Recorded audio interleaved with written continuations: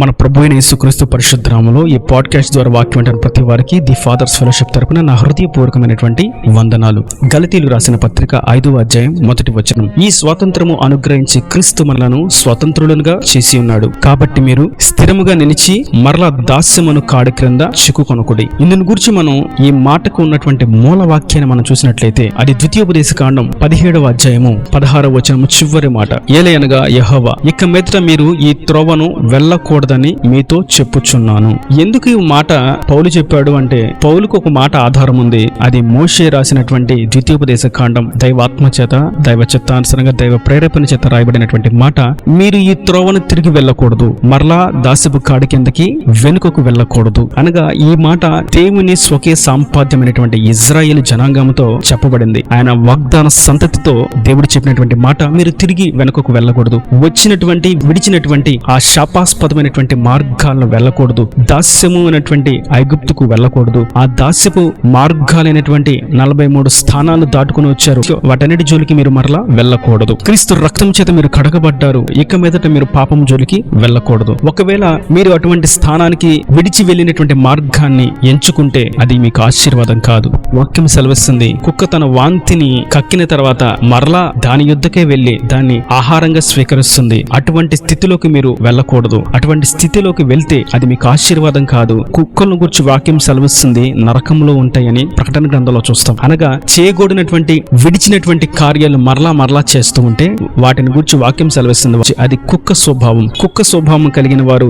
పరలోక రాజ్యానికి వెళ్లరు, నరకానికి వెళ్తారు. అయితే ప్రభు వాక్యం మనం నేటి దినాన స్పష్టంగా సెలవిస్తుంది కనుక మిమ్మల్ని నడిపిస్తున్నటువంటి ఈ జీవ మార్గం ఇరుకుగా కొంచెం ఇబ్బందిగా మీకుందా, అయినా ఏం పర్వాలేదు. మీకు అది జీవం, అది మీకు సంతోషమే, అది మీకు మేలే. ఈ శ్రమల మార్గం మీకు మేలు, మిమ్మల్ని పరలోక రాజ్యానికి చేరుస్తుంది. కానీ ఒకనొక సమయంలో కుటుంబం ఉంది. ఆ కుటుంబం దేవుడు వాగ్దానం చేసి ఇచ్చినటువంటి ఆ స్థానాన్ని, ఆ ప్రదేశాన్ని విడిచి తిరిగి ప్రయాణమయ్యారు. కేవలం ఆ దేశంలో కరువు వచ్చిందని. అది మనం రూతు గ్రంథం 1వ అధ్యాయం 1వ వచనంలో చూసినట్లయితే, న్యాయాధిపతులు ఏలిన దినముల యందు దేశంలో కరువు కలుగగా యూదా బెత్లెహేము నుండి ఒక మనుష్యుడు తన భార్యను తన 2 కుమారులను వెంట పెట్టుకుని మోయాబు దేశమున కాపురమునుటకు వెళ్ళెను. ఆ మనుష్యుని పేరు ఎలీమెలెకు, అతని భార్య పేరు నయోమి, అతని 2 కుమారుల పేరు మహలోను, కిల్యోను. వారు యూదా బెత్లెహేము వారైన ఎఫ్రాతీయులు. వారు మోయాబు దేశమునకు వెళ్లి అక్కడ కాపురముండిరి. నయోమి పెనిమిటైన ఎలీమెలెకు చనిపోయిన తర్వాత ఆమెయు ఆమె 2 కుమారులను నిలిచియుండిరి. వారు మోయాబు స్త్రీలను పెండ్లి చేసుకున్నరి. వారిలో ఒక దాని పేరు వర్ఫా, రెండో దాని పేరు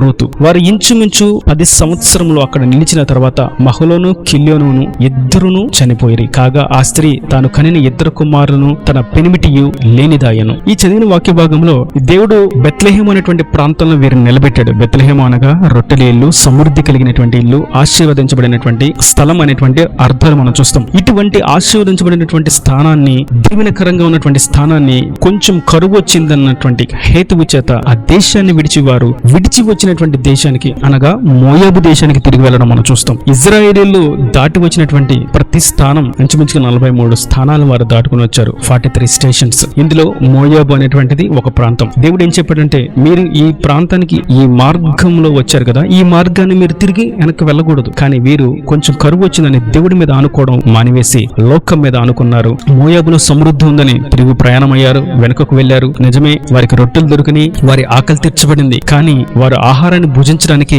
మనుషులు లేకపోయారు. అనగా ఆహారం ఉన్నప్పటికీ ఆహారాన్ని తినడానికి మనిషి జీవించి ఉండాలిగా. కానీ ఈ నయోమి యొక్క భర్త అయినటువంటి ఎలీమెలెకు మరణించాడు. తర్వాత తన 2 కుమారులు మహలోను, కిల్యోను కూడా మరణించారు. ఇప్పుడు నయోమి మగదిక్కు లేనిదాయను. పురుషులందరూ ఆ కుటుంబంలో మరణించారు. కేవలం విడిచి వచ్చిన త్రోవను వెనక్కి తిరిగి వెళ్ళినందున. ఇది ఒక గుణపాఠం. క్రైస్తవుని జీవితానికి స్పష్టమైనటువంటి గద్దింపు చరిత్ర. దేవుడు నడిపిస్తున్నటువంటి జీవ మార్గంలో, సత్యమైన మార్గంలో, పవిత్రమైన మార్గంలో, పరలోకానికి చేర్చే మార్గంలో ఎటు కుడి ఎడమలకు తిరుగుక నడవాలి తప్ప, ఇరుకుగా ఉంది, ఇబ్బందిగా ఉంది, మాకు కష్టంగా ఉంది అని వెనుకకు తిరిగితే, వెనుకడుగు వేస్తే వాక్యం సెలవిస్తుంది, నాకటి మీద చేయిపెట్టి వెనుక తిరుగువాడెవడు నా రాజ్యానికి పాత్రుడు కానేరడు, నా శిష్యుడు అసలు కానే కాడు అని వాక్యం చెప్తుండగా మనం విడిచిన దాన్ని మరలా పట్టుకోకూడదు. అందుకే వాక్యం సెలవిస్తుంది, కుక్కలు పరలోక రాజ్యానికి వెళ్ళవు అనగా కుక్కలను గురించి ప్రభు సెలవిస్తున్నాడా? ఏ జంతువు గురించి చెప్పట్లేదు, కుక్కల గురించి ఎందుకు చెప్తున్నాడు అనగా, విడిచిన పాపాన్ని మరలా జుర్రుకుంటూ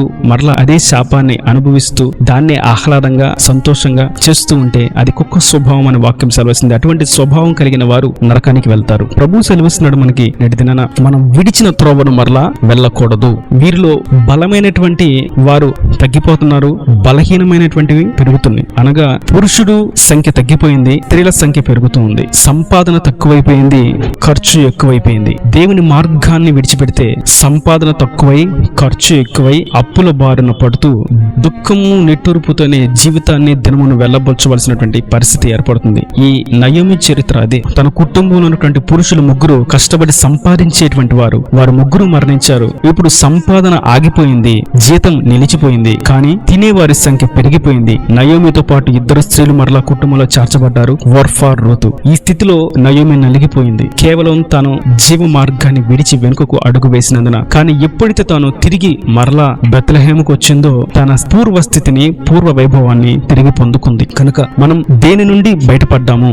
వాక్యం సెలవిస్తుంది, మనం శరీర కార్యాల నుండి బయటకు తేబడ్డాం. జారత్వము, అపవిత్రత, కాముకత్వము, విగ్రహారాధన, అభిచారము, ద్వేషములు, కలహములు, మత్సరములు, క్రోధములు, కక్షలు, ఈర్ష్యలు, ద్వేషాలు, విమతములు, భేదం, అసూయలు, అల్లరితో కూడిన ఆటపాటలు, సినిమాలు, సీరియళ్లు, పాపాల్లో నుండి, శాపాల నుంచి, బూతుల నుండి, అబద్ధాలలో నుండి, ఇలా రకరకాలైనటువంటి శాపాల్లో నుండి, మార్గాల నుండి దేవుడు మనల్ని బయటికి తీసుకొచ్చేసాడు. ఆ దాస్యపు కాడిలో నుండి మనల్ని విడిపించి స్వతంత్రులుగా మార్చాడు, కేవలం ఆయన చిందించినటువంటి రుద్రము చేత. అయితే దేవుని రక్తము చేత విమోచింపబడిన తర్వాత తిరిగి మరలా ఆ దాస్యత్వమే బాగుంది, ఆ ఐగుప్తే బాగుంది, ఆ మోయాబే బాగుంది, ఆ లోకమే బాగుంది, ఆ పాపమే బాగుంది అని తిరిగి మరలా వెనుకకు వెళ్తే నయోమి జీవితంలో ఎదురైనటువంటి దురదృష్టకరమైనటువంటి క్రియలు ఎదుర్కోవాల్సిందే. కనుక దేవుడు నిలబెట్టినటువంటి స్థానంలో మనం నిలిచి ఉండాలి. దేవుడికి తెలియదా కరువు వచ్చిందని? నయోమి కంగారు పడింది, ఎలీమెలెకు కంగారు పడ్డాడు, కానీ దేవునికి తెలియకుండా ఏదీ జరగదు. వారు కరువుని ఎందుకు రప్పించాడు ప్రభు అని దేవుని యొద్దకు తిరిగి వెళ్ళక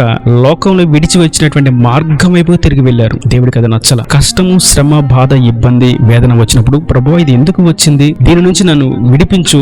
ఎలా విడిపిస్తావు? నేను ఏదైనా తప్పుదమ్ము చేస్తానా? నాలో ఏదైనా తప్పుందా? ఒడిదుడుకులున్నాయని అడగడం ప్రక్కన పెట్టి లోకం వైపు అడుగు వేస్తే శిక్ష తప్పదు. దాని పర్యవసానాలు ఎదుర్కోవాల్సిందే, ఓర్చుకోవాల్సిందే, పడవలసిందే. కనుక నయోమి గుర్తించింది, నేను తిరిగి మరలా బెత్లెహేముకు వెళ్ళాలి. దేవుడు నిలబెట్టినటువంటి స్థానంలోనే నేను నిలబడాలి. ఎన్ని కష్టాలు వచ్చినా, కరువులు వచ్చినా, ఇబ్బంది వచ్చినా అక్కడే నిలబడాలని వెనుకకు వచ్చినటువంటి మార్గాన్ని విడిచి మరలా దేవుడు నిలబెట్టిన స్థానాలకు నిలబడింది. తన కుటుంబం రాజు కుటుంబంగా మార్చబడింది. ఆ దేశంలో ఉన్నటువంటి బోయాజు అనేటువంటి పెద్ద రాజవంశస్థుడు వారికి యజమానుడుగా మార్చబడ్డాడు. వారికి సర్వ సమృద్ధి కలిగింది, ఏది కుదుకోకుండా సంతోషం వారికి కలిగింది. దేవుడు వారిని ఆశీర్వదించాడు. నేడు ఈ స్వాతంత్రాన్ని అనుగ్రహించి దేవుడు మనల్ని స్వతంత్రులుగా చేసిన తర్వాత మరలా దాస్యమైనటువంటి కాడి కిందకు వెళ్ళక, దాంట్లో చిక్కుకొనక దేవుని జీవ మార్గంలో నడుస్తాం. మనకు సహాయం అందించడానికి పరిశుద్ధాత్ముడు మనకు తోడుగా ఉన్నాడు. మనకు ధైర్యపరచడానికి దేవుని వాక్యం మనలో ఉంది. కనుక వాక్యము, పరిశుద్ధాత్మ శక్తి చేత ఈ జీవ మార్గములో